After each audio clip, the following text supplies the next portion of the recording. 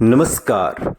आप सुन रहे हैं द बॉलीवुड रेडियो और मैं हूं आपके साथ आकाश। दोस्तों, आज के इस पॉडकास्ट में किस्सा राजेश खन्ना के बहुत शुरुआती दिनों का शुरू से शुरू करते हैं। सात्र ने एक बार कहा था कि अगर किसी आम घटना को भी अनोखे अनुभव का रूप देना हो तो सिर्फ उसके बारे में चर्चा शुरू कर देने की जरूरत है।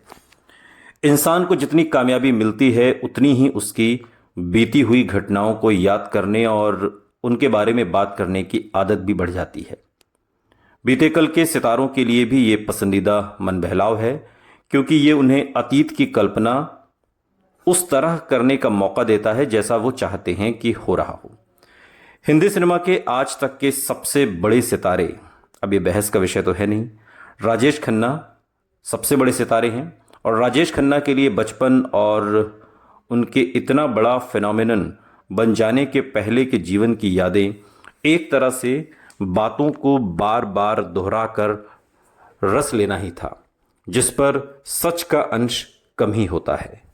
इसलिए आज के इस पॉडकास्ट में हम आपको कई दशक पीछे ले चलेंगे, जब राजेश खन्ना का जन्म हुआ। और तब वो राजेश खन्ना नहीं थे, जतिन खन्ना थे। जतिन का जन्म 1942 में रेलवे ठेकेदार के एक परिवार के घर में हुआ, जो उसके जन्म से कुछ साल पहले ही लाहौर से बॉम्बे आ गए थे।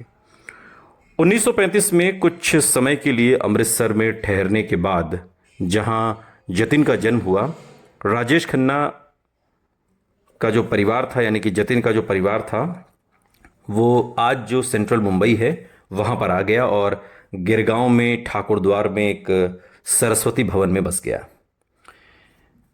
खन्ना परिवार एक घनिष्ठ इकाई था और परिवार के मुखिया अकरुमल खन्ना के लिए एक और पोते का जन्म ही खानदानी कारोबार में मिल रही अपार सफलता से भी बड़ी खुशी ला सकता था। अकरुमल के 3 बेटे थे, मुन्नीलाल, चुन्नीलाल और नंदलाल। परिवार के कारोबार को संभालते थे और 9 नातियों पोतों के साथ सरस्वती निवास में एक लम्हा भी नीरस से नहीं गुजरता था। जहां मुन्नीलाल की 3 बेटियां थीं, वहीं नंदलाल की 4 बेटियां थीं, चंचल, विजय, कमलेश और मंजू, और 2 बेटों के अतिरिक्त जतिन और नरेंद्र। जतिन नंदलाल का दूसरा बेटा था और कहा जाता है कि जहां तक अच्छी सूरत का संबंध है तो उसने अपनी मां चंद्राणी के जीन पाए थे। जब वो बच्चा था तब भी वो सबका दुलारा था और इसमें कोई हैरानी की बात नहीं कि जो भी उसे देखता उसे उसके दुलार के नाम काका से ही पुकारता, और पंजाबी परिवार में छोटे बच्चे को काका भी कहते हैं। सबसे छोटा होने के नाते काका को इस संयुक्त परिवार में बहुत लाड़ प्यार किया जाता।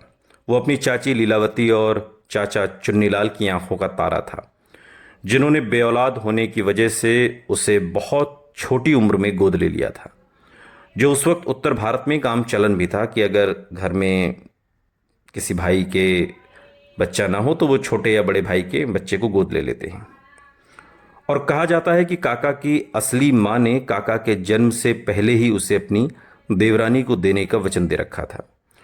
और अन्य परिवारों के विपरीत, जहां ऐसी स्थिति में शारीरिक दूरी एक हद तय कर देती, खन्ना परिवार के साथ ही रहता था और काका, माताओं, पिताओं और अपने ही भाई बहनों जो कज़न थे उनके बीच वो बड़ा हुआ। और जो भी था, उसने विरले ही कभी उनमें से किसी के साथ अपने रिश्तों की बात की। वो ज़्यादातर अपनी ही दुनिया में रहता और उसके आसपास रहने वाली एक सीमा से आगे उसके साथ हो पाना मुश्किल पाते, और काका को अपने साथ रहना ज़्यादा भाता था, यानी कि खुद में ही मगन रहना। सालों बाद एक इंटरव्यू में काका ने अपने बचपन के परिवार में गोद लिए जाने वाले पहलू को छिपाते हुए कहा था कि उनका जन्म उनके माता पिता की शादी के बहुत देर बाद हुआ। राजेश खन्ना अक्सर प्रेस कॉन्फ्रेंस में या प्रेस मीडिया के साथ में अपने छुटपन की बात करते समय अलग अलग बयान देते थे, और एक बार ये भी उल्लेख किया कि उनका नामकरण कराची के नज़दीक उनके कुल देवता के मंदिर में हुआ था। हालांकि उनका जन्म अमृतसर में हुआ था और परिवार 1935 में लाहौर से आया था, ये बात सच है। अपने दत्तक माता पिता के साथ उम्र में बहुत बड़े अंतर के रिश्तों को जतिन के पक्ष में झुका दिया था और लीलावती और चुन्नीलाल दोनों उसे जरूरत से ज्यादा लाड़ दुलार करते थे। उसकी मां सुबह किसी को उसके कमरे के आसपास भी नहीं जाने देती थी जब तक कि वो खुद नींद से उठ ना जाए, और अपने छोटे से राजकुमार के लिए विशेष रूप से सिलवाए कपड़ों पर किए गए गहन और महीन जरदोजी के काम को जांचने में वो घंटों लगा देती थी।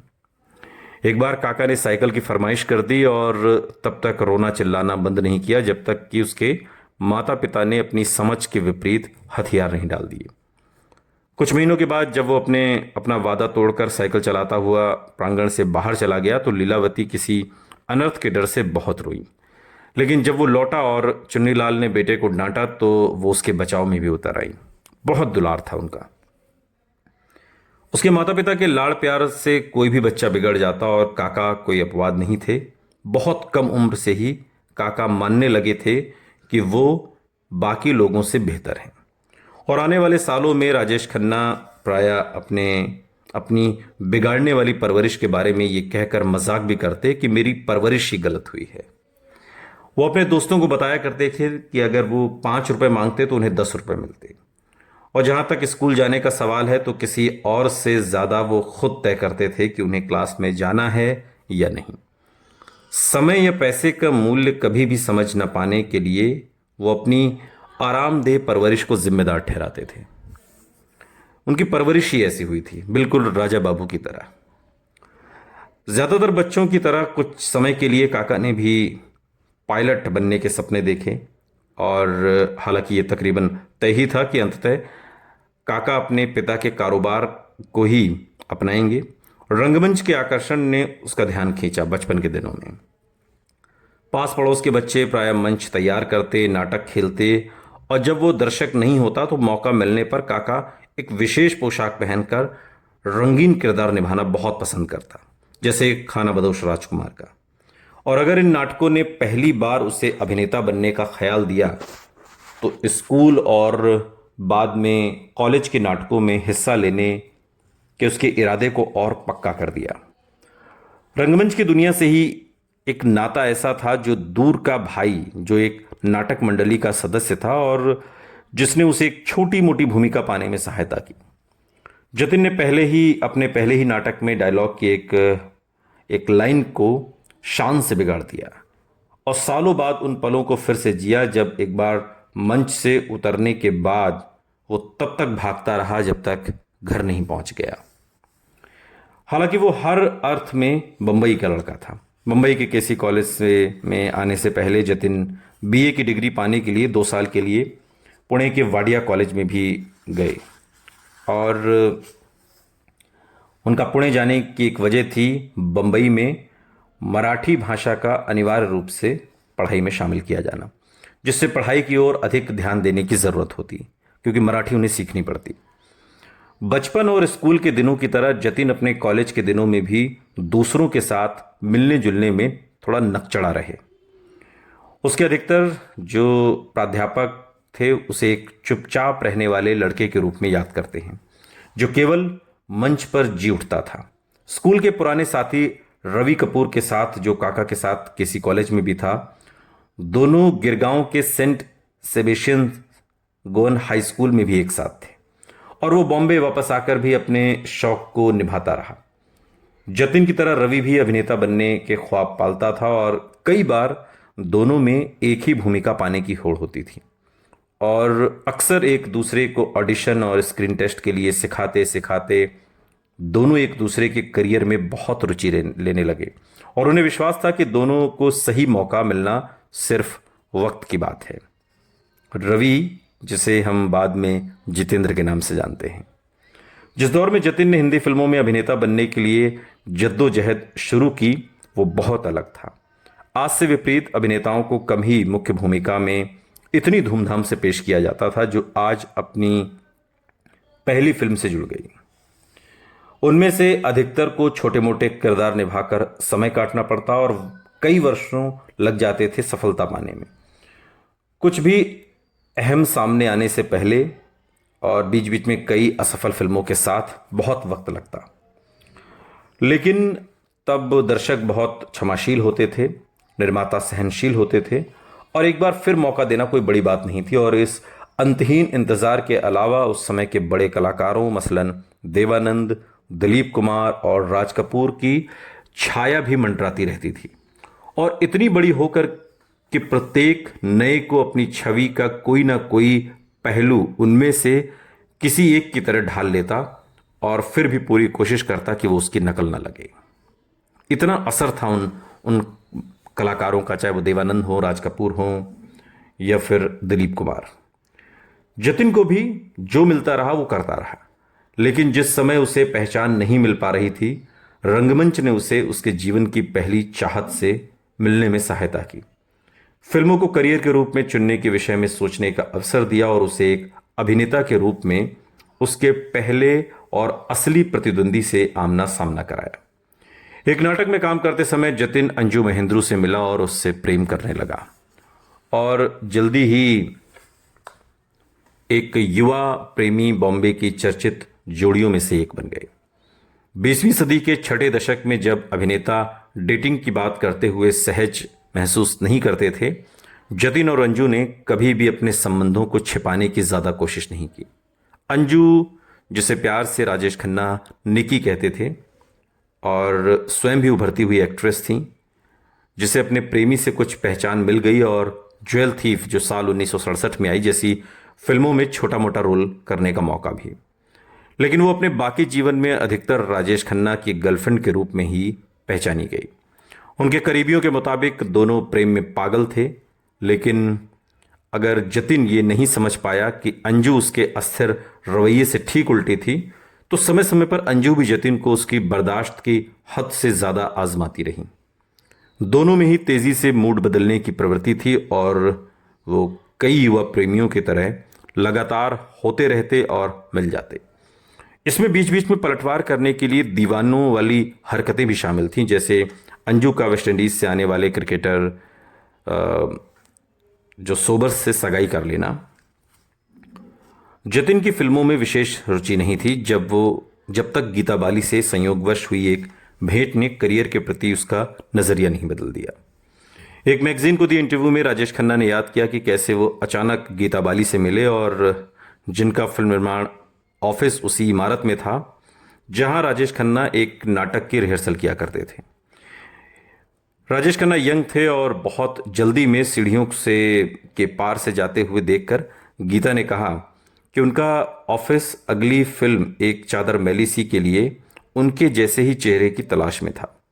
हालांकि जतिन को वो भूमिका नहीं मिली और गीता बाली की बेवक्त मौत की वजह से फिल्म भी पोस्टपोन्ड हो गई और उन शब्दों ने जतिन के भीतर फिल्म अभिनेता बनने का ख्याल पैदा किया जो गीता बाली ने जगाया था कि तुम एक बहुत उम्दा एक्टर बनोगे। और ऐसे व्यक्ति के रूप में भी जो ऑडिशन के लिए नए से नए फैशन की स्पोर्ट्स कार से जाता था, जबकि ज़्यादातर हीरो जो उस दौर में संघर्ष कर रहे थे पैदल जाते थे और जिसे हर महीने 1000 रुपए की रकम मिलती थी, जो उस दौर में बहुत बड़ी बात थी, बहुत बड़ी बात। जबकि दूसरे अभिलाषी कई दिन तक बिना पैसों के, बिना खाने के भी रहते थे। जतिन के संघर्ष के दौरान भी उसके अपने हिस्से की परेशानियां थीं।